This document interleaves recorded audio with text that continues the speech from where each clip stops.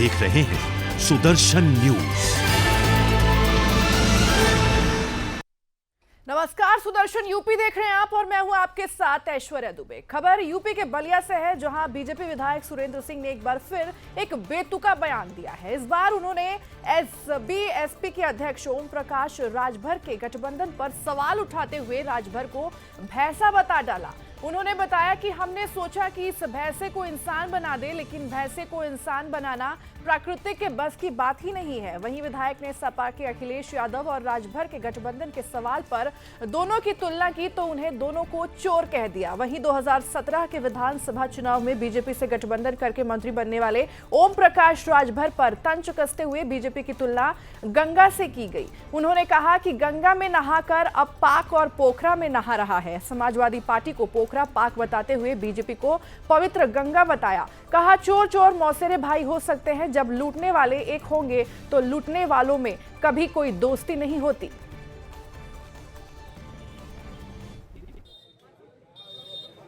दो भैंसा को एक जगह आप जुटा देंगे और दो यदि चोर को एक जगह जुटा देंगे तो पता चलेगा कि वो दोनों चोर क्या करेंगे आपस में, कल नहीं तो परसों बंटवारे में ही लड़ जाएंगे।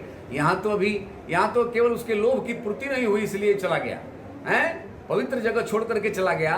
तो जहाँ चोर चोर ही जुटेंगे तो मैं तो कह सकता हूँ कि चोर चोर मौसेरे भाई होते हैं, हो सकता है कुछ दिन निर्वाह कर भी ले, लेकिन हमको संभव नहीं है। जब दोनों ही लुटेरे एक जगह होंगे तो लूटने वालों में कभी दोस्ती नहीं। कौन दोनों लोग चोर चोर मौसेरे भाई हैं? बस अखिलेश जी और ओम प्रकाश राजभर, और कौन। खबर यूपी के चंदौली से है, जहां ईंट भट्टा निर्माता समिति की ओर से विधायक साधना सिंह का अभिनंदन किया गया। बता दें कि व्यवसायियों ने अपनी समस्याओं को विधायक के सामने रखने के साथ ही उन्हें सरकार से इसका निदान कराने की मांग की। विधायक ने उन्हें आश्वासन दिया है कि वह केंद्रीय वित्त मंत्री निर्मला सीतारमण से मुलाकात करके उनकी समस्याओं को उनके सामने रखेंगी। विधायक ने यह भी कहा है कि ईंट निर्माताओं और व्यापारी हितों के लिए केंद्र और प्रदेश सरकार हर स्तर से प्रयास कर रही है। उन्होंने कहा कि ईंट निर्माताओं की समस्याओं को वित्त मंत्री और मुख्यमंत्री के समक्ष रखने का हम काम भी करेंगे। दरअसल समिति के चेयरमैन रतन श्रीवास्तव ने कहा कि जीएसटी 5% से 12% कर दिया गया है, इससे ईंट बिक्री पर प्रभाव पड़ रहा है। वहीं कोयला 800 की जगह 14,000 रुपए प्रति टन हो गया है और इसके बावजूद कोयला नहीं मिल पा रहा है। और कोरोना काल के दौरान से बता दें कि व्यापारी जो है वो ठप है और इस चुनौती का सामना व्यापारियों को ही करना पड़ रहा है।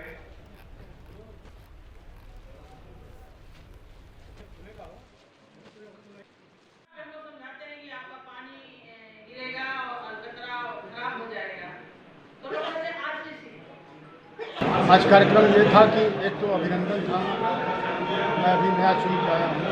दूसरी बात ये है कि भारत सरकार ने ईंटे पे जीएसटी बहुत बढ़ा दिया, 1% 6% तो 5% जीएसटी को 12%। आज मेरा कार्यक्रम ये था कि हम लोग बहुत दिनों से व्यवसाय करते आ रहे हैं और सरकार जीएसटी टैक्स के रूप में मुझसे अब ज़्यादा वसूलनी चाह रही है, क्योंकि सरकार को ये पता होना चाहिए कि कोयला जो हमारा था इतना महंगा हो चुका है, कोयले की महंगाई आसमान छू रही है। जो कोयला 9,000 का था वो कोयला आज के डेट में 20,000 15,000 का मिल रहा है।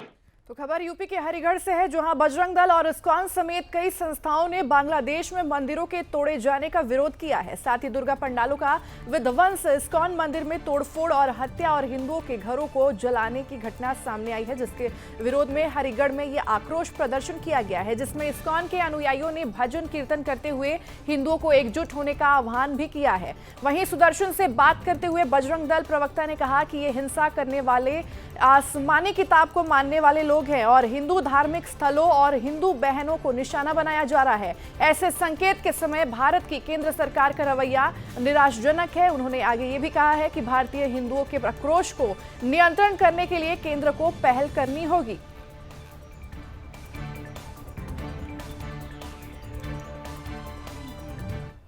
टेम्पल था, इस्कॉन का मंदिर था, फाउंडर आचार्य उनके थी उस समय। जो इस्कॉन के टेम्पल था, इस्कॉन का मंदिर था, फाउंडर आचार्य उनके जो विग्रह थे उसको जलाया गया।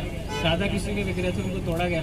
और इसके अलावा सबसे ज़्यादा जघन्य अपराध ये हुआ कि जो वहाँ भक्त थे जो पूरी तरह से भगवान की सेवा में सम्मिलित हैं उनको पकड़ा गया और उनके साथ टॉर्चर किया गया और उनके जो अंग थे उनको छिद्र करके तालाब में डाल दिया गया। पूरे भारत की बात नहीं कर रहे, पूरे विश्व में उनके द्वारा फैलाया गया है और वो आसमानी किताब को मारने वाले लोग हैं। जो आसमानी किताब में श्रद्धा रखते हैं, ये उनका काम है।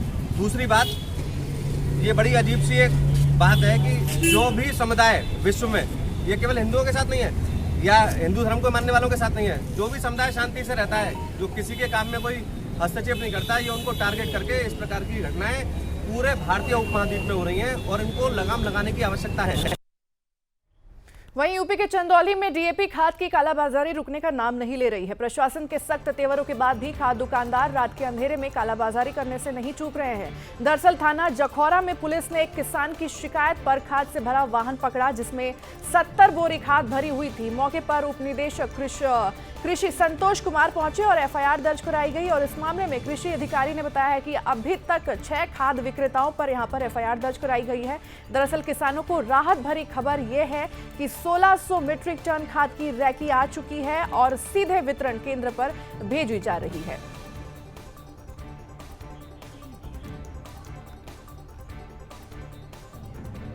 तो बता दें, अगली खबर लेंगे यूपी से। यूपी के पलिया में मिलिट्री फॉर्म के पास बाढ़ में 2 व्यक्तियों के बहने की घटना जो है वो सामने आई है, जहां आनन फानन में ग्रामीणों और पुलिस की मदद से एक व्यक्ति को तो बचा लिया गया, लेकिन दूसरा व्यक्ति पानी के तेज बहाव में बह गया, जिसकी तलाश अभी भी जारी है।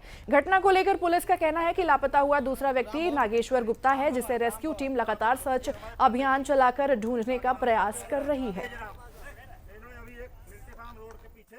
आदमी की जान बचाइए, वो उतारिए, उसके कंधे पे क्या आ गया। 100 रुपए दीजिए।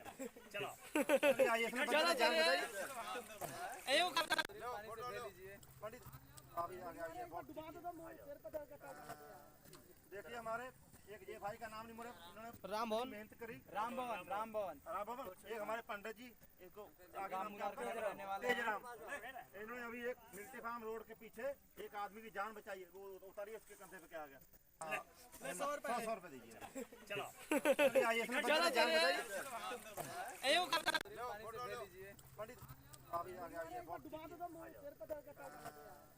देखिए, हमारे एक ये भाई का नाम नहीं मुझे, राम भवन मेहनत करी, राम भवन।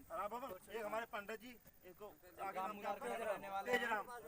इन्होंने अभी एक मिल्ट्री फार्म रोड के पीछे। यूपी के उरई में जिला जालौन की कदौर थाना पुलिस को एक बड़ी सफलता हाथ लगी है। इस रिपोर्ट को देखिए।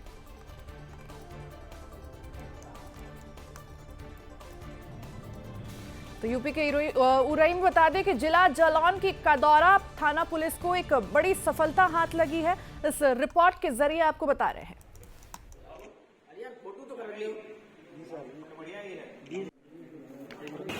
देखिए, थाना कदौरा की पुलिस जब चेकिंग कर रही थी तो रात्रि के समय में एक motorcycle TVS star city motorcycle है, उससे 2 व्यक्ति आ रहे थे और दूर से जब दिखाई दिया कि एक बाइक पे जो टंकी होती है, टंकी के पास में एक काला बैग रखा हुआ है। पुलिस ने जब उनको हाथ दिया रोकने के लिए, चेकिंग के लिए, तो उस समय बैग को फेंक कर ये लोग भागने चाहे। उस समय जो पीछे बैठा हुआ आदमी था वो तो पकड़ में आ गया, लेकिन आगे बैठा हुआ व्यक्ति किसी तरह भागने में सफल रहा है। जो व्यक्ति पकड़ा गया है उसका नाम सुनील बाथम है।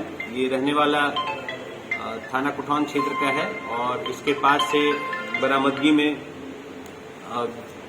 2 तमंचे, कुछ कारतूस और इसके कंधे पे लटका हुआ एक डबल बैरल 12 बोर की बंदूक है, वो बरामद हुई है। तो खबर यूपी के मथुरा से है, जहां बांग्लादेश में हिंदुओं और मंदिरों पर लगातार हो रहे हमलों को दुर्भाग्यपूर्ण बताते हुए इस्कॉन यूथ फोरम ने पदयात्रा निकालकर विरोध दर्ज कराया है। साथ ही पदयात्रा में शामिल हजारों देशी विदेशी युवाओं ने केंद्र सरकार से बांग्लादेश की वर्तमान स्थिति के मद्देनजर हिंदू संस्कृति के साथ साथ हिंदू मंदिरों के संरक्षण की मांग उठाई है। दरअसल हिंदुओं के साथ हुई बर्बरता के खिलाफ विश्वव्यापी प्रदर्शन करीब 150 देशों में किया गया था। फिलहाल फोगल आश्रम से शुरू हुआ मार्च इस्कॉन मंदिर पर समाप्त हुआ और जिसमें युवा जस्टिस फॉर हिंदू लिखी तख्तियां लेकर हरिनाम संकीर्तन की धुन पर यहां पर शिरकते चल रहे थे। बता दें कि प्रदर्शनकारियों में एक बड़ी संख्या में विदेशी कृष्ण भक्त भी शामिल थे।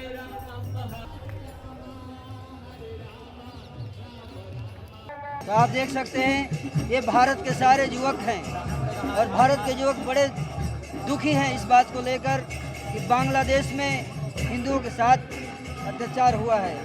ये सब उसके विरोध में खड़े हैं। आप देख सकते हैं भारत का युवा कितना क्रोधित है इस बात को लेके, दुखी है इस बात को लेके।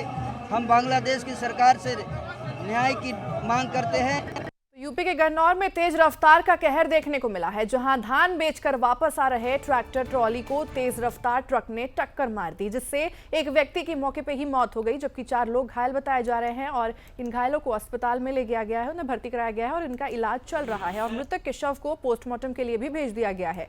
तो वहीं ट्रक चालक को पुलिस ने हिरासत में ले लिया है और मामले की जाँच जारी है।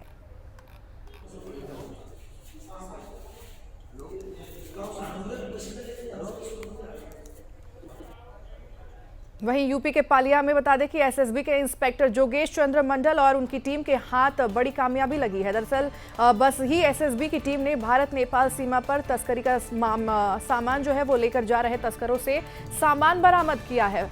हालांकि तस्कर भागने में कामयाब हो गए। तस्करों से बरामद किए गए सामान में बताया जा रहा है कि कपड़ों के थान, हार्डवेयर का सामान, एक मोटरसाइकिल भी इसमें शामिल है, जिसकी कीमत 1,56,000 रुपए बताई जा रही है। बता दें कि ये तस्कर अंधेरे का फायदा उठाते हुए भागने में कामयाब हो गए।